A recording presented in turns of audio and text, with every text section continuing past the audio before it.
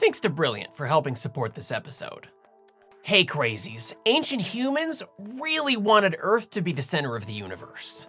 To be fair, when we look into the sky, it certainly seems like the universe is revolving around us. So it's only natural we came up with wacky models all just to explain our weird observations. Of course, in modern times, we have a simpler explanation. Earth revolves around the sun. Or does it? Before you blow the lid off your brain, I'm not saying that modern astrophysics is wrong. I'm just saying there's a nuance here you may not have considered. But before we get into that, we need some history. To the timeline! There's evidence we were tracking celestial objects as early as 40,000 years ago. Cave paintings showing phases of the moon were commonplace. Although people that far back didn't know the Earth was a sphere, we wouldn't figure that out until we started traveling longer distances. You know, venturing into the ocean and making world maps and stuff like that. But that didn't stop us from tracking celestial objects in the meantime. Many historical monuments were built expressly for that purpose. My point is, tracking objects in the sky is a time-honored tradition among humans. Mostly just for timekeeping though, we had to know when to do stuff. Explaining why celestial objects move the way they do, well, that was a bit more niche. Niche? Niche? Whatever. Back in ancient Greece, like 2,400 years ago, they loved geocentric models. Geocentric meaning Earth-centered. That's the literal translation. To give you an example, imagine a model with Earth at the center of the universe. And because the ancient Greeks were absolutely obsessed with geometry, Earth was surrounded by 8 concentric spheres, 7 for the sky wanderers and 1 for the stars. The sky wanderers? Yep, and I'm sure you've heard of all of them.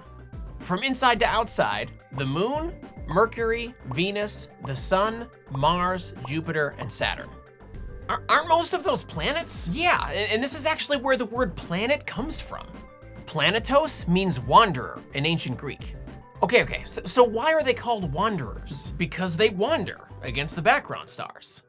Let's say one night we observe Mars to be here in the sky. We can record its position in relation to all the surrounding stars. But then the next night, we check again and notice its position has changed. It was here last night, but now it's here tonight.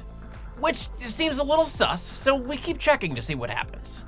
On night number 3, it's here. Night 4, here. Night 5, here. And so on. Mars wanders. The same goes for the other 6 planets. Yes, they called both the moon and the sun planets back then. So stop being grumpy about Pluto being reclassified. The moon and the sun were reclassified too, and we don't think less of them.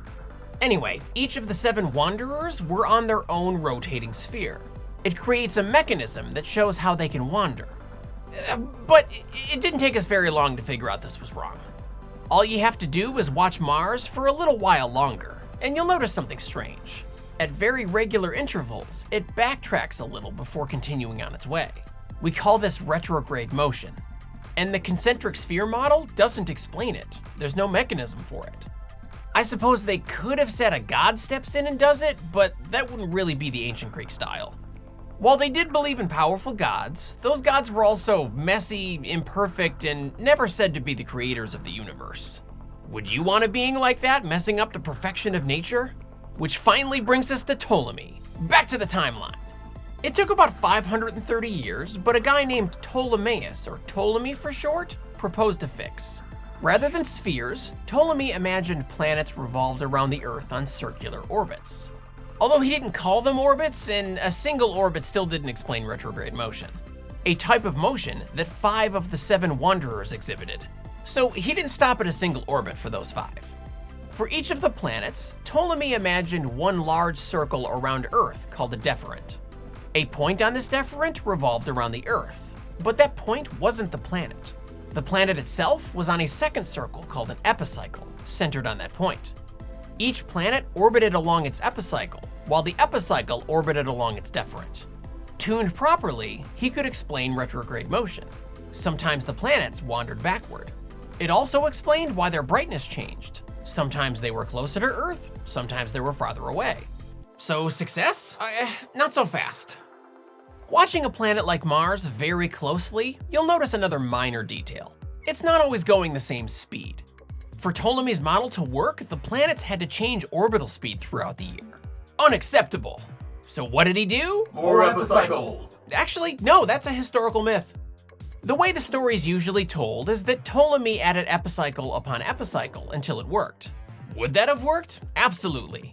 It's just Fourier series. It'll work on any shape. But that wouldn't be discovered until 1807 CE. Ptolemy didn't do this. His orbits never had more than one epicycle. It's a myth.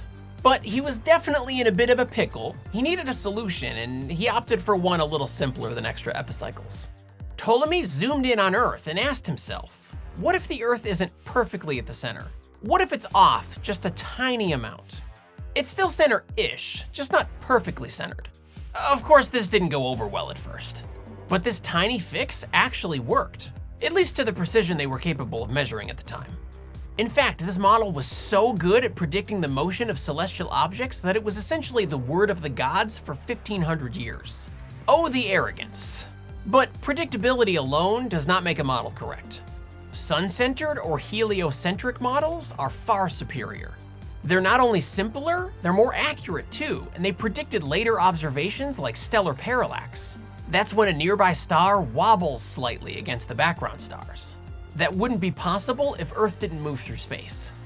Wait, didn't you start this whole discussion by saying the Earth could be at the center? Did I? Earth revolves around the sun. Or does it? Oh, I guess I did. Where were you going with that? Reference frames. Those ancient Earth-centered models were a mistake. But the mistake wasn't that Earth was at the center. It was that they equated the center with importance. And we still kind of make this mistake sometimes. These days, we say the sun is at the center of the solar system. But what we should really be saying is that the sun is in control of the solar system. Newtonian physics tells us that mass causes gravity, and that gravity is what controls a planetary system. The sun contains 99.8% of the mass of the solar system, which means it's always in control. That can't be disputed. But that doesn't mean the sun has to be at the center. It just means putting the sun at the center results in the simplest picture. A fundamental truth of the universe is that all objects observe themselves to be stationary. Motion is measured from a reference, and the easiest reference is oneself. Putting Earth at the center of your measurements is a perfectly valid point of view. It's the point of view of all humans standing on the Earth. You can center your coordinates wherever you want, as long as you obey the laws of physics. Do you want Earth to be the center of the solar system? That's fine, as long as the sun is still in control. What would that look like? Complicated. If we stick with tradition and put the sun at the center, the model is simple. All the planets, including Earth, orbit the sun in elliptical paths, just as Johannes Kepler imagined in 1604 CE. Retrograde motion is caused by the motion of each planet relative to a moving Earth. To give you some perspective, I've stabilized the sky in this clip. Our planet Earth is a giant rock tumbling through space. If we shift our coordinates though, the paths of the planets aren't so simple anymore. This isn't particularly beautiful, but it's physically accurate, and it's what we see from Earth. From this point of view, retrograde motion happens because of a complicated path relative to a stationary Earth. This is the point of view we actually have, where the sky moves around us. All we did was change the coordinates, and coordinates are just a tool. Which coordinates you'll want to use depends on the question you're trying to answer.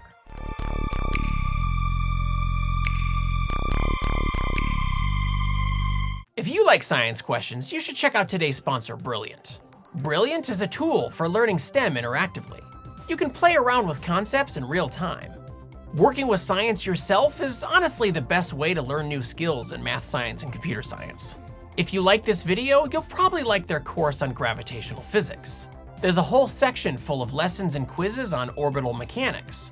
You can learn about how the planets orbit in ellipses and about the math behind those patterns. If that isn't what you're into, Brilliant has thousands of lessons with new content added monthly. It's college-level content for everyone.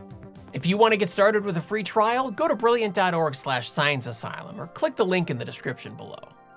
The first 200 of you will get 20% off Brilliant's annual premium subscription. It'll also let Brilliant know you heard about them from me, which helps out the channel. So, who's the center of your universe? Let us know in the comments. Thanks for liking and sharing this video.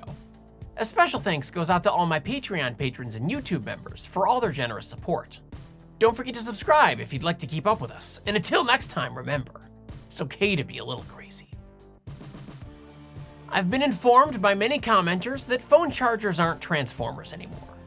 They used to be, back in the ancient days of the 90s and the early 2000s, but apparently they switched over to something called a switched mode power supply. Must have happened when the cords upgraded to USB. Anyway, thanks for the correction and thanks for watching.